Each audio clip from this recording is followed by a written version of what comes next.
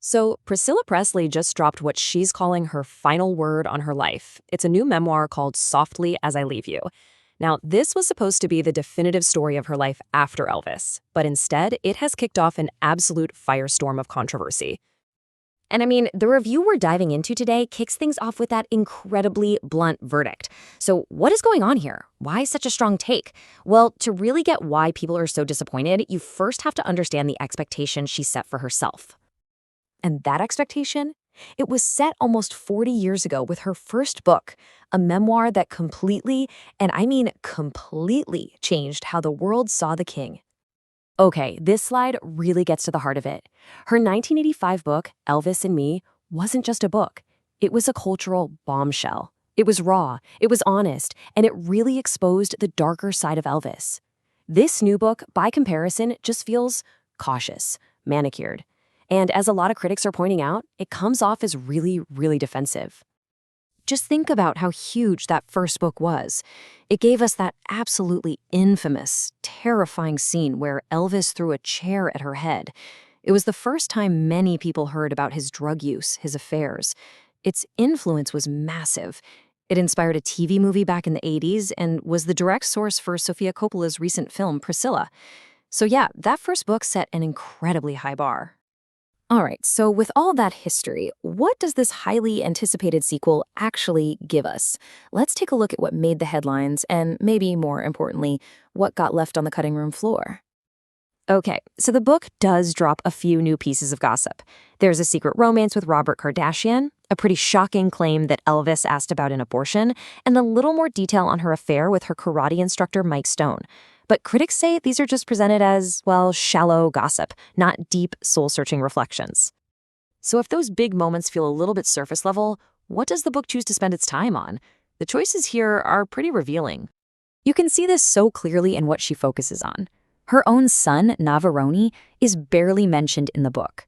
And yet, a story about him being bitten by a camel, that gets a full, detailed write-up. The book literally gives more page space to that camel than to her son's life. Meanwhile, the very public, very real estate battles that happened after Lisa Marie's death, completely ignored. And that, of course, brings us to the most complex and emotionally charged part of this entire book, its handling of her late daughter, Lisa Marie. Now, the book does detail Lisa Marie's well-documented struggles, but critics are pointing out that Priscilla often frames these issues in a way that seems to explain or maybe even justify her own actions and choices throughout their very difficult relationship. And then you get this. Just wow. This is the most shocking, unfiltered, and truly heartbreaking admission in the entire book. Priscilla writes that the doctors told her Lisa's spirit was gone and that she was the one who had to sign off on ending life support. That moment of just gut-wrenching grief feels incredibly real. But it also stands in such stark contrast to the rest of the memoir, which feels so carefully polished and controlled. It's this flash of brutal honesty in what is otherwise a very, very curated narrative. So, how has this mix of gossip, curated stories, and raw grief been received? Let's look at the public and, the Presley estate itself. The reaction has been split right down the middle. You have professional critics, like at the Washington Post, who were largely unimpressed, calling the book evasive for skipping over the hard truths. But then you go look at readers on sites like Goodreads, and they seem to love it, giving it around 4 stars, enjoying the gossip and what they see as a sense of closure. But honestly, maybe the most damning piece of feedback isn't written in any review. It's this. The Graceland estate, the very empire Priscilla helped build, is not promoting or selling this book. You can go there and buy Lisa Marie's posthumous memoir, but you will not find Priscilla's. That's silence, coming from the very heart of the Presley legacy. Well, it speaks volumes, doesn't it? So when you put all these pieces together, the weird stories, the things left out, the flashes of honesty, and that huge snub from Graceland, what's the final takeaway here?